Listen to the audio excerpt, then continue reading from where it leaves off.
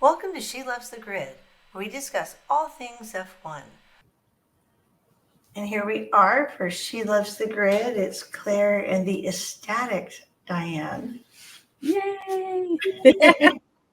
We finished 1-2 for the first time since 2022. So I had to break out my vintage Ferrari pit shirt, my hat. You know, I love all the drivers and the teams, but I am a Ferrari fan and I am a Carlos Sainz fan. So I had to show out. I knew it. I was just waiting for the camera came on. When I first saw you too, I was like, she's gonna be wearing decked out all Ferrari. I just know it. And deservedly so. Well, like I told you, I wore a different Ferrari shirt, my yellow Ferrari t-shirt to the gym, to the store, and I was disappointed because nobody even said anything. Not good job. Can you believe they won today? Forza Ferrari, nothing. Literally nothing. So disappointing. But can't do you even remember your week since it's been capped off by an amazing weekend? No, I'm exhausted. Let's see. Was it Friday night? Yeah, Friday night. Quali till what? I guess 11-ish my time. 7 a.m. for me. Oh, I'm much better getting up at 7. And then last night it was 9 to 11 my time PM. But then I was so jazzed up and I was posting reels, which are popping off even to now. I couldn't sleep. So yeah, I laid down because it was 7 a.m. here when everything was done. I was like, okay, I've got to go to sleep. And I tried to just check all my unreads before I go to sleep. No, because my phone was like, bam, bam, bam, bam from the reels. I'm like, I just need to ignore that. Yes, I know. I think when I woke up this morning, it was like, you have 300 likes and 12 comments or something. I was like, oh my God. This is why I put my phone on silent. But yes, how was your week?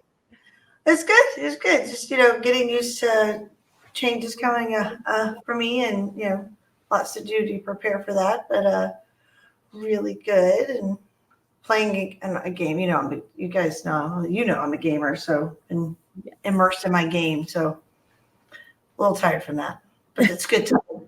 It's a good time. Exactly.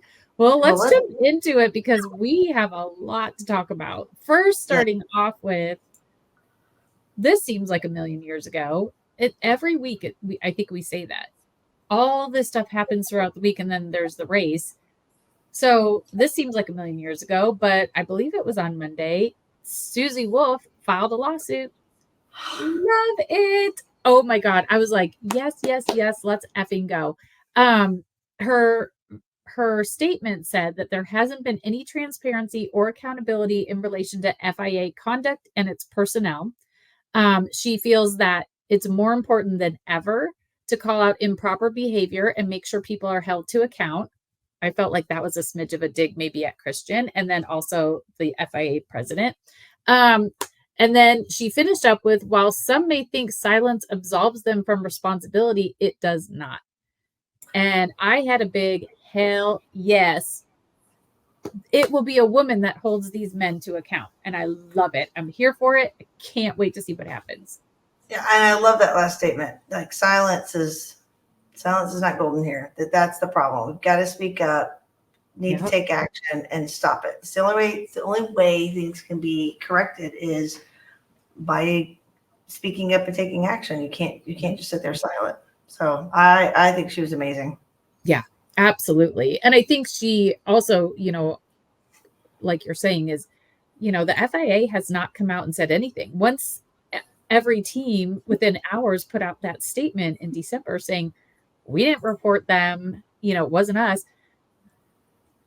They've said nothing. And I think they're hoping by saying nothing, it will just get swept under the rug. And Susie's like, hell to the no. You called into question my role, my integrity. You accused my husband of things as well. We're not going to stand for it. You are trashing my character.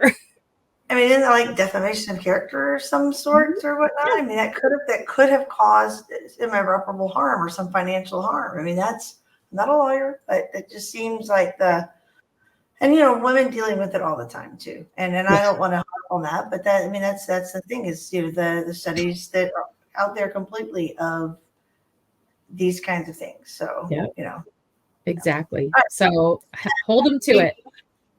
Speaking of the, not being held accountable. Yes. The FIA president. Yeah, the FIA found him not guilty of tampering. Well, we don't know the evidence. And honestly, for that one, I was like, well, it's interesting to have them announce that they think they found corruption and then they didn't. And the things that they brought up made us all start questioning and causing speculation. Part of me is wondering, is there something else going on and they're just trying to create noise? Was that noise to distract away from Red Bull? Or was that noise to distract away from other stuff? Because, in this, maybe they caught wind that Susie was going to do a lawsuit. Think about what goes on in American politics.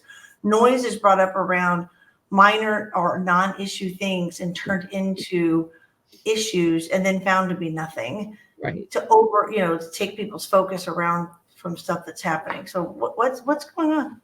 I don't know about all of that, because I feel like, the word whistleblower was used. So it's somebody that felt it wasn't right. My guess is there's probably more going on. And this is what they maybe started with. I kind of think, again, the Las Vegas part, not certifying Las Vegas track, we don't know when that happened. So to me, transparency, right? We've talked about that with the Christian Horner scandal. We've talked about it with Susie mentions it. There was no transparency around this. And then it's the same with this. There's no transparency. So we don't know if maybe he said that. Mohammed said, don't certify this track after the issue with the drain in Carlos's car, because that is a safety issue. And in that case, I probably would be worried, as the FIA.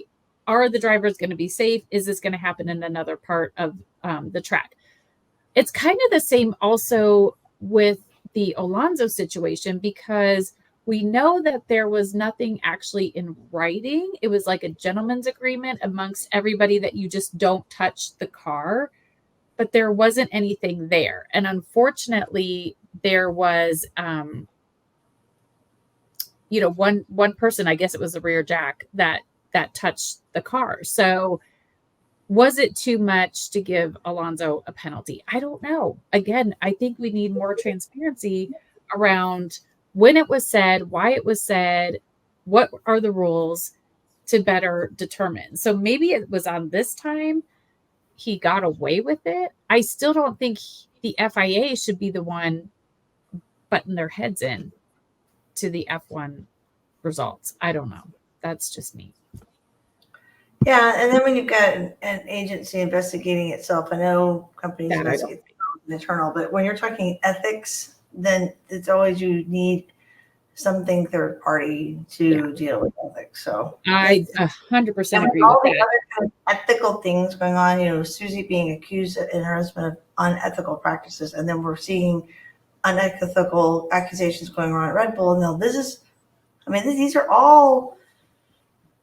It's a really interesting, three issues that we are aware of, and then not to mention what's happened years ago with the Mesa lawsuit and whatnot. We've got, is it a pattern or is it something deeper? Going across one president too. What's going on? Yeah, it definitely seems like it, and I agree with you. You cannot have an internal investigation, especially of the president. That's somebody with a lot of power, a lot of sway.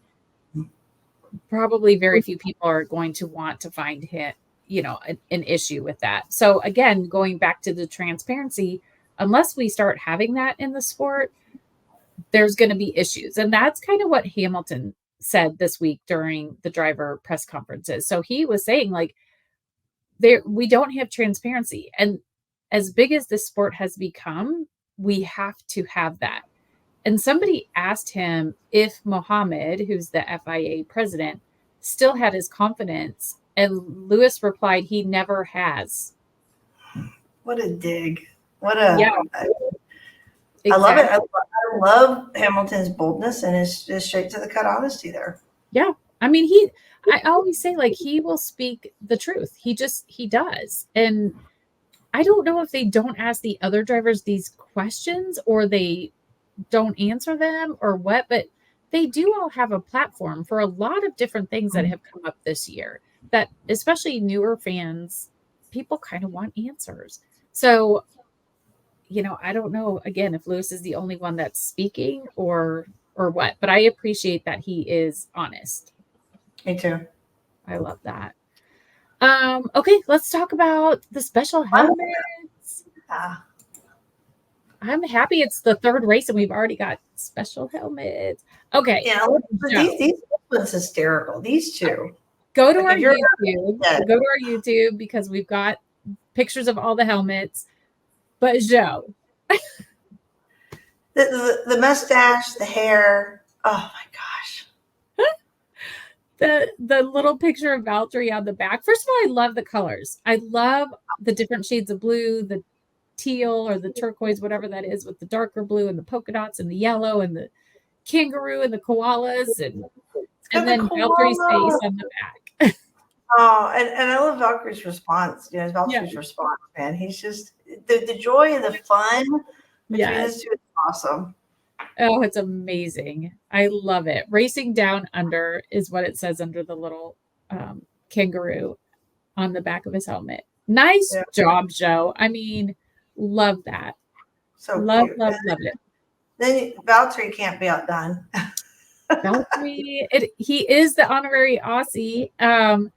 So his says, I'm here for the sausage sizzle. And I told you this earlier this week that first of all, I love the special helmets that he comes up with. And I think all of them are done by his girlfriend. She designs them all. But I love how he takes it to a whole nother level because he's always got t-shirts and hats and he wears them throughout the week.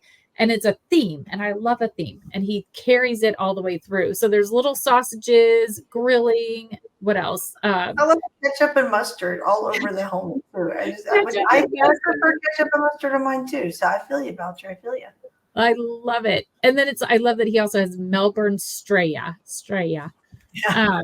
So just the little sausage grilling is hysterical.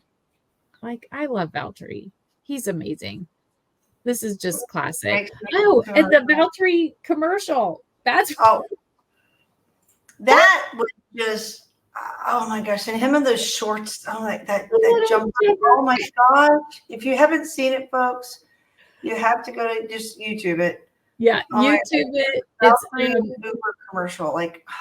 Yes, it's Uber, but it's Uber like rent out your car kind of Uber. But it's hysterical. Sure. Just go watch it. The teal jumper, what did he say? The mullet aerator. It had all kinds of little things in it. It had a place for his bike. Oh my gosh, it was incredible. And the little pulling out his romper from his booty at the end, just classic. Like romper himself. He was wearing like dark blue like booty shorts underneath it. What he was doing the shower scene. What do they call those? Budgies. Yeah, they actually look like the dance shorts my son used to wear dancing, like booty shorts underneath them. Oh my gosh. Anyway. I love it. Okay. We love you, Valtteri. Absolutely. Absolutely. Another fun Aussie, of course, with Danny Briggs. Yes. So this was designed by a fan. And he did have her out at the track Tuesday or Wednesday.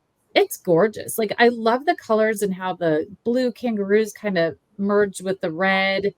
And it's got the honey badger because that's his nickname. I absolutely love this. And he is auctioning this off through Lloyd's of London. And 100% of the proceeds will go to Save the Children.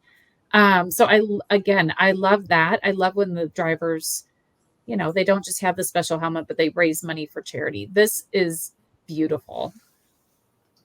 Absolutely. And I know we showed it last week, but we went and put Oscar's back up. Yes, Oscar, but we had to show it again. Yeah. I love this helmet. It's so gorgeous. I totally forgot to mention this last week. Those are my high school colors. Oh, really? Blue and orange? Yeah. I love it. Papaya. Papaya.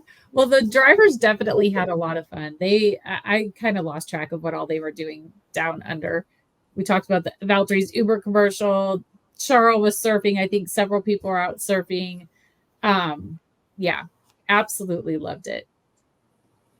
They did awesome. But let's jump into it. Yeah, let's get it. Okay. Which teams had the worst weekend?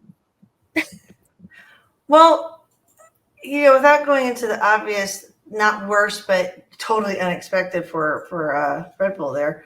Poor Steak. I mean, they're struggling with that wheel. Steak. Okay, so even before coming into this week, they said they're working on the wheel nut issue that's causing the really long pit stops. It did not work. Whatever they tried to do for this week, because both Zhou and Valtteri had really long pit stops. And Valtteri, was it Valtteri? I think he could have maybe been in the points, or at least close to it. But it just sets them back that they are last or next to last. It's horrible. Like, they have got to get that figured out. I don't know what the wheel nut issue specifically is, but dude. Yeah, it's really bad. It's really bad. Like you said, Valtteri was 14th. So he could have totally been in the points. Could have, yeah. That's crazy. That's absolutely nuts. Where did he go out? Oh, they were both out. No, Zhou was out in Q1. Valtteri went on to Q2. Okay. Yeah, that is just horrible. Yeah, You cannot have those. P13. What's that? He started P13. Oh, dang it. They've got to get that figured out. Like, I don't understand if that's really the main, well, who knows if it's the main thing, but if we can't get them back out there, they cannot compete. So they had a pretty bad weekend. And I mean, not, the couple of the car weekends, I mean, of course, I'm not happy about Alonso. We'll talk about that too. But Mercedes, there's a lot of unfortunates. There's unfortunates. Like Mercedes, like what happened to Hamilton's car to take him out? I forget which lap it was in. He was out. And then, right at the end, Russell. Yeah. Like, what happened? Russell does that a lot on the last. I know. I was thinking of that race at the end of last year that he was like going to be P2 and just right into the wall. Like he's trying too hard. And that at that point in the race yesterday, that was really the only I guess, like, battle that was going on. We know, I think it was between FP1 and FP2. Like Lewis said, the car probably never felt better in FP1. And then when he went out for FP2, he said, there's no grip on the rear axle, that they had made some changes between FP1 and FP2. And now he was the least confident in the car after FP2. So then it was like, what? And then he got out. Canada. Yeah. Then he got out in Q2. Like that was it. But here's the thing, like George is doing better in that car than Lewis is. So why? How can George, until he crashes the car, how can he be doing so much better and Lewis is struggling so much? I don't get it. I don't get that. I don't get that at all. But I mean, like George was kind of holding his own. He was basic, like 6th place or whatever, most of the race. So, yeah. Who do you think had the worst weekends?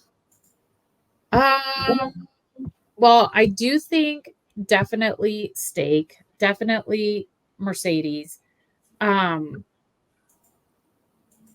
Alpine, obviously. It's kind of unfortunate. See what Williams. Williams. Okay, wait. Like, let me go back to Alpine for a second. So, their principal said earlier this week that he was actually shocked at how slow the car was. Like, they were expecting it to be slow, but he was still shocked at how slow it was. Then it was also reported that Bob Bell left Alpine and went straight away and now is the executive director at Aston Martin. So apparently everybody's abandoning ship at Alpine, and that guy doesn't even have to have the gardening time or whatever they call it. Like he's just straight jumping right into his role, right? I thought, yeah, no, I think that's about it for Alpine. But Danny Rick also, what is happening? What is happening? He, again, Yuki outqualifies him, outperforms him in practice, and Yep. Yuki ends up 7th place in, where was Daniel? 13th? 12th? Daniel was 12. 12th. You're 12th. Like, listen, your teammates beating you. Everybody thought Daniel was going to be the one coming in. So, and listen, I love Daniel. I do. I love Daniel. But I don't know what's happening. And it's like, we know how brutal they were with Nick DeVries last year. Is Daniel going to get the same treatment? I mean, I don't think anybody after this week is going to be talking about him replacing Checo at Red Bull. Like I said last week, why would I be considering either of those two drivers for a seat? If they favor him again like they did, I mean, because Yuki's really showing his power and showing his skill. Yeah, he really is. I mean, Yuki is a global treasure for a reason, people. Like, I love him, and I loved seeing that. He was so excited after the race, too, like where he finished. He was really, really happy. And I think if he could just keep his head down and keep doing what he's doing, he's proving the naysayers wrong. Yes, he brings money from Honda. Yes, that probably is why they kept him. But still, like, Honda can't drive the car for him. Nope. He is the one that's consistently getting out there. It is the first points for him of the season, but I think that we know the first race, it was team orders and Magnussen was holding everybody off. But yeah, he's doing what he needs to do. So there you have it. Well, I mean, it like you said, it is the first points from him, but Danny has 0 points. So it doesn't matter if it's the first points, and Danny still has 0. So they've had the same races. So, and we've got a long way to go. We're only 3 races in, but still, like, he's not looking like a driver that's on the verge of getting points. Like, the thing with Yuki is he's always kind of been right there, close enough. But Daniel just doesn't even look like he's gonna do it. Nope. It just doesn't. And then Williams. That is all kinds of, I don't know what, like between. I know. Here, like, okay, I get James Vowell's decision. Do I like it? Not necessarily. Do I think it's fair to Logan? No. I think Logan publicly, I don't know about privately, but I think publicly he handled that really, really well. I think Max kind of came out and jokingly said, like, if that were me, I would make sure nobody else could drive the remaining car. He was laughing when he said it, but I think that there's other commentators that were former drivers that have said the same thing. So I think publicly, Logan showing up saying, no, I don't like it, but I'm here for the team. I think he did a good job.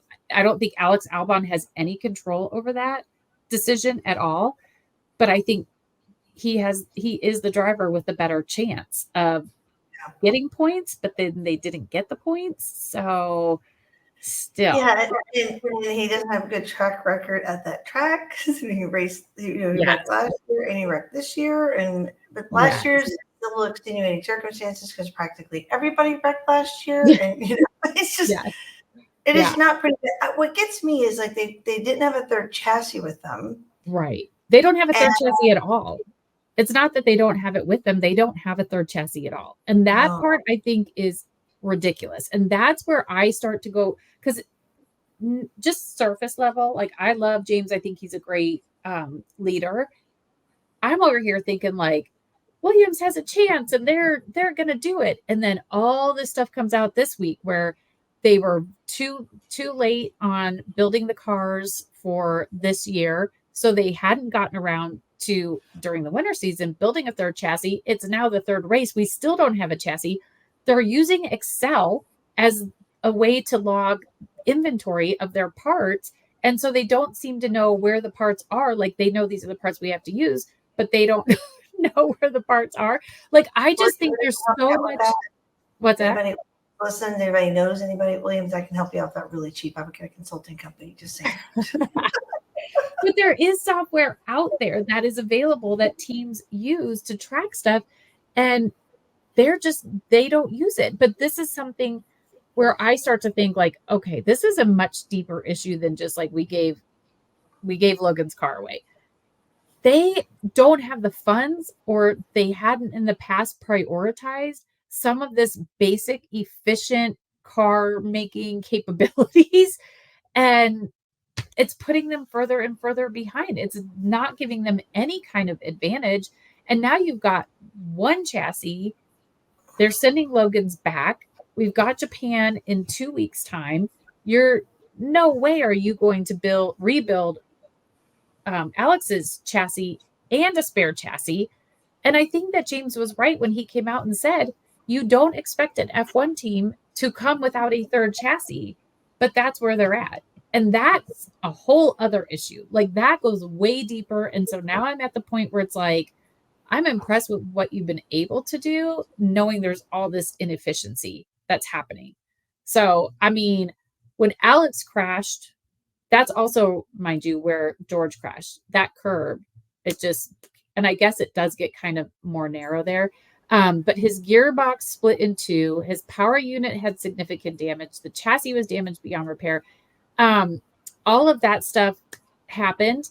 But here's the thing. The power unit and the gearbox are assigned to the driver, not the car. So when they got back and they decided we're going to take Logan's car, they had to rebuild a lot of like what was on Logan's car with stuff that they could get from Alex's car. They had to rebuild Logan's car with a lot of Alex's stuff. So they've used up one of their two curfews that are allowed. Logan's mechanics and Alex's mechanics worked through the night to get that car. It's not like he can just jump into Logan's car. They had to do all this other stuff to it. So now not only does Alex have less power unit gearbox stuff, they've used up one of their two curfews. The mechanics have to be exhausted. Like, to me, that is just crazy. Like, it's just crazy. I don't know. And then they didn't even get a point out of it. Yeah. But what did James say? Okay, so he said the tire graining on the left front tire, but he said everybody else was having that issue. And he thinks I don't think it's Japan, I want to say Singapore, that they'll have the same issue. But they also had the rear axles were running hot or something like that. And so they have to figure that out. So that was why. And he got 11, then he only got 11 because we ended up with Russell coming out. If Russell hadn't crashed out, he would have been 12. Yeah, he would have been 12, which isn't like probably horrible. I mean, that's kind of where they've been. I don't think Logan honestly would have been as high. I think, it sucks for Logan. It really does. Like, give the guy a chance, I suppose. But at the same time, James is right. It could 6th place and 10th place could be 1 or 2 points difference by the end of the year. You need every one that you can get. It just was a crappy situation all the way around. I'm more concerned about what's happening in the efficiencies back at the factory. Are they ever going to have a third chassis? I don't know. Like, I don't think it's coming for Japan. I'd be shocked if they built 2 chassis. Right. So, yeah, I don't know. Poor Williams. That just was a crummy weekend. More bad luck. That's what I think we said last week, is like, no more bad luck for Williams. And then look what happened. Craziness. Who else? I think that was about it of like the teams that really stuck out to me as like, yeah, I don't know. I think McLaren, we'll start with Aston Martin. Aston Martin, they did okay. Like, Stroll was doing strong, and Alonso. Stroll was looking great. Yeah, it's just lack of consistency. That's the thing that gets me, is like, where they get down to the performance of it, we get down to race day. It's the lack of consistency. Like, what's happening? Like, that's what I don't know. But at one point I saw like Alonso chasing the Red Bull, chasing Sergio, and he was keeping pace with it. I was like, that was good. And That I was really thought, good. and I could be misremembering, I should have written it down or taken a screenshot. I thought at one point he was on harder tires too. Now, of course, age and wear of tires means a difference. I meant to go and look and see how old were the tires, because I'm pretty sure Sergio was on softer tires than Alonso at the time, and Alonso was keeping pace with him, which is pretty decent for especially RB. especially when you think that both George and Lewis, when they were behind Red Bull, they both said at different times, that car's a rocket ship, or man, that car is fast. Yeah. So they could not even stay close. So if Aston Martin and Fernando are staying closer, that's a good sign. Yeah, it was for a period of time. It wasn't, and I forget, I think he went for a pit stop or something, what changed it up. But then, as we heard this morning, he heard, the 22nd penalty. Where did that put him? Because he was what, 6th or something? Yeah, that moved him. That moved him from 6th to 8th. So I think that's what it was. Let me double check. I'm looking at a different sheet. Well, I know only 2 drivers moved up, which I was like, wow, 20 seconds and only 2 drivers moved up. Yeah, there was a lot of gap in there. So yeah, it moved him from 6th to 8th. That put Lance up to 6th, Yuki up to 7th. Okay. Yep. Lance up to 6. All right, Lance. Yeah. I think Lance looked pretty good this week, to be honest with you. Yeah. I think he looked all right during qualifying, and yeah, good job. I don't know. Maybe if they just kind of stay there, but I just feel like that penalty, I don't know. I don't know how to go back and look at it and see it well enough to know, was that a valid penalty or yeah. And I mean, I heard what the steward said, but at the same time, like you were saying in the statement, like Alonso's he's the most seasoned driver, and he doesn't make stupid mistakes, and definitely not calculated errors of driving. So, and he knows that track. So it's just something just doesn't add up to me. And they said it didn't directly cause Russell's wreck. So that's the other thing. It also didn't directly cause wreck. So why are you penalizing that? And yeah, I think others like people wrecked and they're like, oh, well, it didn't cause any damage. Or it didn't affect other drivers. Okay, well, this didn't affect other drivers. He didn't do anything like that. And because of potential. Like, yeah. I thought it was interesting. I would highly recommend that people go read the steward statement, because it is like, no, we don't think he did any of this stuff wrong. But at the same time, like, it was dangerous, or he admitted to slowing down a little bit and then speeding back up. But that's because, like Fernando said, he wanted to have a smoother exit out of that corner. And so he was going to brake in a different spot. And like, afterwards, if you go read Fernando's statement on social media, maybe it's not a statement, it's just part of like his caption, but he says, like, as race drivers, you don't take every turn the exact same way every lap of the race. You're managing your tires, you're managing the engine, like all of that stuff. So to kind of tell them, his point was like to tell them how to race, and that it kind of has to be the same every single time. That takes away what he said is the art of the race, the art of racing. So I just think like, but did you hear? So the way George's tires, he kind of ended up on his side, like tilted.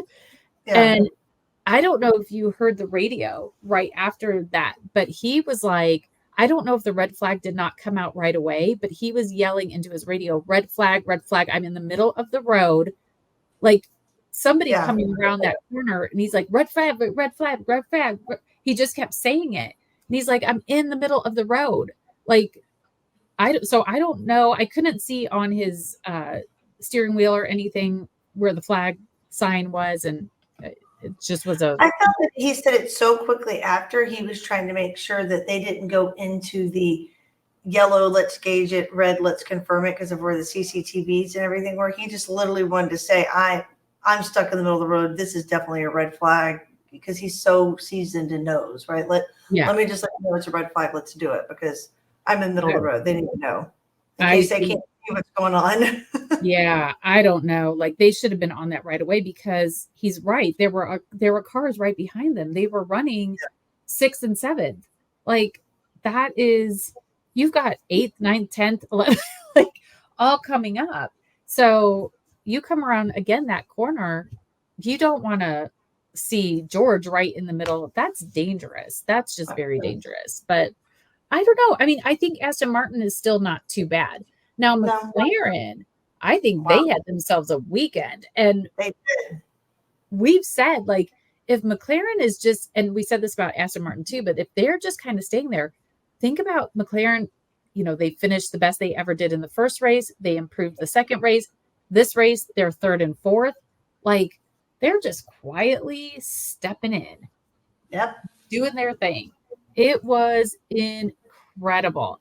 And Zach was congratulating himself this week because he has extended his role as CEO till 2030. What is this, like 2024? 6 years? Ay, ay, ay. Anyways, like he was like, I'm so excited to, he's patting himself on the back.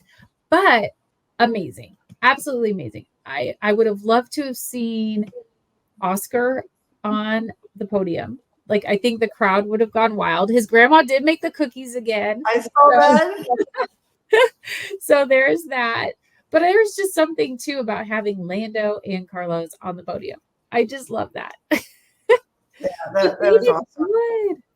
Yeah, and I agree. They're slowly getting up there, and I like how quiet it is. I like how closely matched and skilled Lando and Oscar are, and they're keeping consistently together. Yes. I like that. I like where they're going. I mean, they're McLaren's 3rd in Constructors Cup, and they are. They absolutely are. And like you said, I do think it's great that they are so evenly matched. Like, they did do team orders at later in the race, but I think didn't Oscar go past Lando at one point? Yeah. And qualifying, Oscar qualified ahead of, no, Lando qualified. Wait, where did Lando? No, Lando moved up. He was P4. I think Lando qualified P3, Oscar P5. P3, P5. Okay. Nice. Now, I think it's great. And I think that kind of like healthy competitiveness is going to challenge them both to just do better. Like that's going to be so exciting to watch them. I think they're just going to quietly be there, and then it's going to be like boom, boom, boom. I honestly think that we'll see them more on the podium. I do too. I think if Mercedes and Aston Martin they're going to be the ones that are chomping behind them. It's good, like McLaren, Aston Martin, Mercedes are all having to do, like, it's going to be a jostle between the three of those. I think those three, depending on who can be the most consistent in their improvements of their car for the rest of the year, is who you're going to see how 3, 4, and 5 are going to be. Because Ferrari, I'm sorry, I don't think anybody's going to be beat up out of 2. They are just. We were terrible. The best for last this week. I think we've covered Mercedes, right? Yes. They were part of our not great. And get Red Bull out of the way because Mercedes is the best for last this week. So Red Bull. Yes. Let's get Max out of the way. The one thing that has not happened, and they said it's his 43 race streak. Yes. His car failed. Like, what? I know. And remember last year, like we kept saying, it's so weird that he never had one mechanical issue out of 22 races, because it should have been 23, but we didn't have Imola. So out of 22 races, he did not have one issue. Like, how does a car do that? He was due for one. I hate to say it, but he said that once the lights went out, like his back right brake got stuck. And so if you listened at the first couple laps, he was like, well, and especially I thought he was just saying it because Carlos passed him, but he was like, I've lost the car. And so it was doing funny things, but it was, he said, because the back right brake got stuck, and then it just kept getting hotter till all of a sudden we start seeing the smoke come out the back. And then when he pulls into the pits, it's on fire and they have to, take care of that. So that was supposedly the problem, but he was kind of like the odds of somebody continuing without a mechanical issue. I don't know. They were getting smaller and smaller. Yeah. Yeah. I was just floored. I'm like, wait, when they said smoke out of a Red Bull, like there's no way. Like where's the asteroid? Like what? What's going on here? And so I was like, it's going to be a race. It's going to be a race against, and I was like, what's going to happen with Sergio? And Sergio, he did good, but he could not pull it off. And so that makes me think Sergio is a great driver.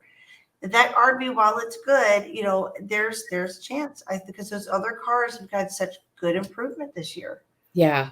Yeah. Well, Checo lost a spot at the beginning. Russell passed him. So there was that. But then he kind of started making a bit of a comeback. And I was like, uh-oh. Like, is he going to he could get up there. But then it just kind of seemed to not really go anywhere after that. So I think that was Checo's opportunity to prove himself with Max out of the picture, to prove himself as a Red Bull driver, to, be up on the podium. And it just did not happen. It was not their weekend this week. But as soon as Max went out, I was like, oh, it's a wide open field. And then for a half a second, I was like, is Lando Norris going to get his first win? That was like a nanosecond, but it went through my head. I was like, there's so many possibilities now. There's so much. But of course, I wanted Carlos to win. But you just never know. You never know. And Australia, oh my goodness. Max out. Lewis goes out. George is out. Did we lose anybody else? I can't even remember. That's it. So it's a very successful Australia race considering really Australia. So yeah, we only had that red flag at the end. That was but that made me sad because we didn't really get to celebrate Carlos on the track like we should have been able to. But I'm glad George is okay. I do mean that. Yeah. So anyway. So let's talk about Carlos. Yeah. Okay. I've said this before. Well, there's two things I'm going to say that I've said before. One, as soon as he is on track, if he is comfortable in that car and confident, because it shows from practice on. And I wasn't even sure after FP1 and FP2, can he even do this? Because 2 weeks ago, he had an appendectomy. The G-forces and where their buckle is where those 3 little incisions are, right? So that's where his buckle is. The G-forces on your body, in your core, is major. He has basically been in bed right up until he went to Australia. So he hadn't been working out, nothing. I wasn't even sure, okay, you're looking pretty good, but I don't know. Let's see if he can get through FP3. Okay, he got through FP3. That's where they were going to decide. Can he do it? Can he not do it? Then he went to quali. P2 in quali. What? You just knew something special was going to happen. And I felt that the whole weekend. The other thing is, I have always said, and the reason actually why Carlos is my driver is because watching early on when I first started watching Formula One, I felt even then that he was the most underrated driver. He did not seem to get the credit or the respect for what he was capable of doing. And I think last year we saw it a lot with him being his own strategist, winning Singapore. We saw it the first race. He didn't race the second race this year. And now this race, he is awesome. And he doesn't have a team next year. He still doesn't have a team. And he's raced 2 races, and he's only 7 points behind Leclerc after 2 races. After 2 races. Yes, he's on the podium in the first race, wins the third race, was not around the second. What would have happened if he was around, for round 2? Absolutely. It's just incredible. He did an amazing job. He led the majority of the race. I think that he saw Max make that error and took his chance and overtook him. I was watching from my bed, but I was off my bed. The dogs, I'm screaming. I'm Carlos. It's amazing. And then Charles, who did not qualify well, right? He, the last lap, he didn't even finish it. He went straight into the pits. He said the car was understeering, it was oversteering. And early on in the race, he was saying the same things on the radio. He was not thrilled with the car. But he ended up in second place. And it's the first Ferrari 1-2 since 2022. That's major. That's major. But I still think like Carlos is a legend. He just went up a bazillion more spaces if that was possible in my book, because how you come back 2 weeks after an appendectomy, race at one of the craziest tracks on the schedule and freaking win it is. And you could tell he was sore when he got out of that car at the end. You could tell. Like, Yes. it's almost like all up until that point, I don't think he was letting it show. I think there he's like, it's done. I can just relax and not have to hold back that I'm in pain. Yeah. No, I think he looked sore getting out of the car some of the other times, but it was kind of funny when he did get out and he went over to the team and some lady ran up to try to get him, like, you've got to go do the interviews. And he just, you could tell it was almost like he was kind of hunched over a little bit. And he just was like, told her, like, go away. I'm going to go celebrate with my team, which amazing. The podium, the Italian national anthem was one of the best things I've ever heard. So amazing. It was very moving. They should do that always. The way they all sang, and you could, Carlos's face watching them all sing was just incredible. You do not hear that for the Austrian national anthem when Red Bull wins. Like, nobody sings. I love the look from his it was his dad, right? When they were singing his national anthem too. Yeah. Yes, cool. His dad. Oh my gosh. I was so happy his dad was there. That was amazing. Absolutely amazing. And then also, not on my bingo card, was Gunter Steiner doing the interviews. Oh my gosh. I'm like, I hear that voice because I turned away at that point to get Gunter. And I'm like, do I hear Gunter Steiner? What the? Okay, amazing. But who chooses that accent for like commentary? And I'm like, oh my God. It's because I swear sometimes, a couple of times, the drivers are like, what? No, Charles had no idea what he was asking him. He just stood there like, and then Gunter tries to reword it. And Charles is like, what? What? He's like, I don't get it. I don't know what you're saying.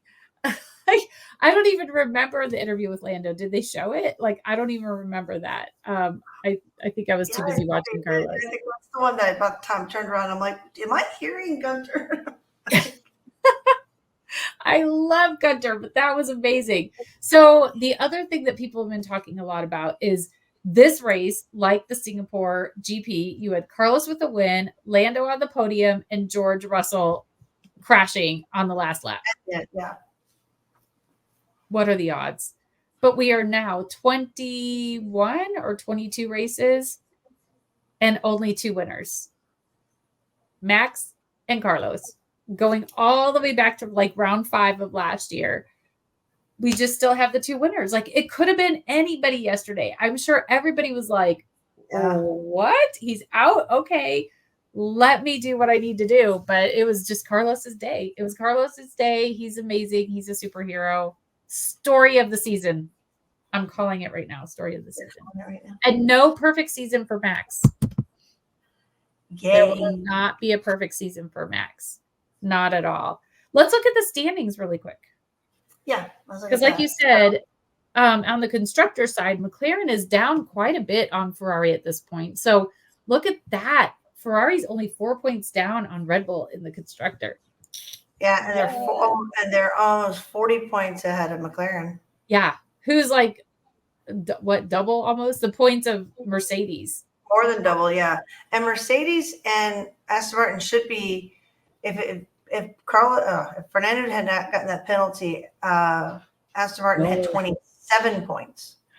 Yeah. But with that penalty, they have 25. So instead of being a point ahead of Mercedes, they're a point behind Mercedes. Wow. Yeah, that's huge for Mercedes having both cars DNF. Ay. They lost a lot there. But also, like, look at Verstappen, Leclerc on the driver standing. I mean, that's probably going to change quite a bit as we go on. But I mean, right now, there's still hope, people. You've got Verstappen with 51, Leclerc just behind at 47, Perez with 46, Sainz, who's only raced twice, has 40. And then it goes from there. Only raced twice. Yeah, that's what I'm saying. He's only raced twice, and there's 40. And then you got Piastri and Norris one point apart. That's crazy. It is pretty tight. And look at number 10 is Hamilton Hamilton is is number 10. 10. What was he last year? Second or third? No, Second. Perez was second, right? It was Verstappen, Perez, then I think Hamilton. No, And then I Alonso. think Hamilton was second. Are Because you Perez sure? kept having all the problems last year. I'm looking 2023 Huh. drivers. No, you're right. It was Perez. My bad. Okay. Oh, it's Mercedes. Yeah, that's right. Was second in the constructor. Yeah.